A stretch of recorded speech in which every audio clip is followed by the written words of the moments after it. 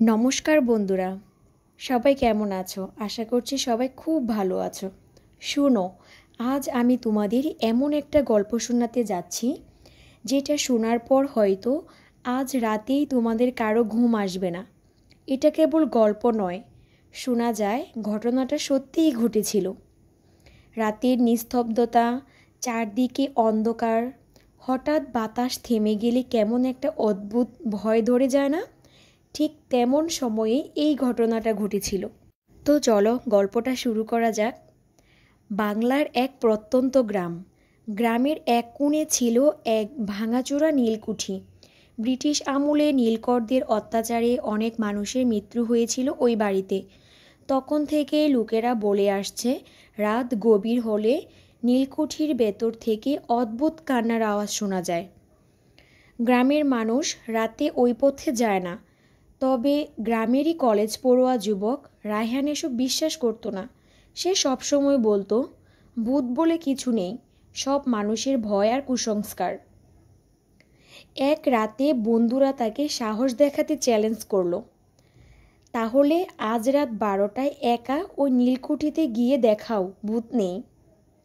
তো সাথে সাথেই রায়হান রাজি হয়ে গেল। রাত তখন প্রায় 12টা। আকাশে কালো মেঘ, হালকা জড়ো হাওয়া। হাতে কেবল একটা টর্চ লাইট নিয়ে রায়হান এগোতে লাগলো নীলকুঠির দিকে। ভেতরে ঢুকতেই ঠান্ডা বাতাসে শরীর কেঁপে উঠল। ভাঙা জানালার ফাঁক দিয়ে বাতাস ঢুকে ঘন ঘন শব্দ করছে। চারদিকে অন্ধকার, শুধু টর্চের আলোয় ধুলো ময়লা আর ভাঙা আসবাবপত্র দেখা যাচ্ছিল। হঠাৎই সে শুনল খো খো করে কাশির শব্দ। সে টর্চ ঘুরালো, কিন্তু কেউ নেই।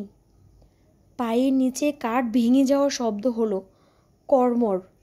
রায়হান সাহস ধরে এগুতে লাগলো। হঠাৎ উপরের তলা থেকে শোনা গেল এক নারীর গলা, রায়হান, রায়হান। রায়হান স্তব্ধ হয়ে গেল। কে তার নাম ধরে ডাকলো? সে তো কাউকে বলেনি যে এখানে আসছে। টর্চ হাতে সিঁড়ি বেয়ে উপরে উঠল। ঘর ফাঁকা, তবু যেন হালকা গন্ধ ভেসে আসছে, পুরনো আতর আর রক্তের মিশ্রিত গন্ধ। হঠাৎ টর্চ নিভে গেল, চারপাশ অন্ধকার।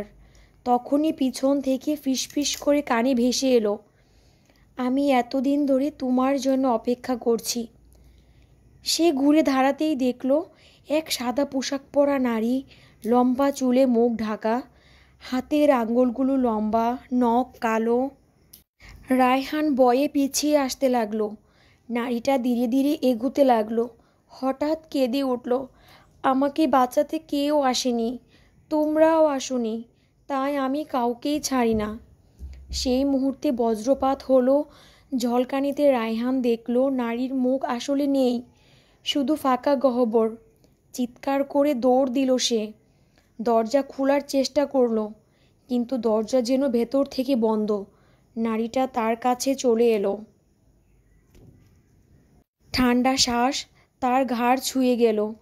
ঠিক তখনই বাইরে গ্রামের মসজিদ থেকে বুড়ের আজানের ধ্বনি শোনা গেল।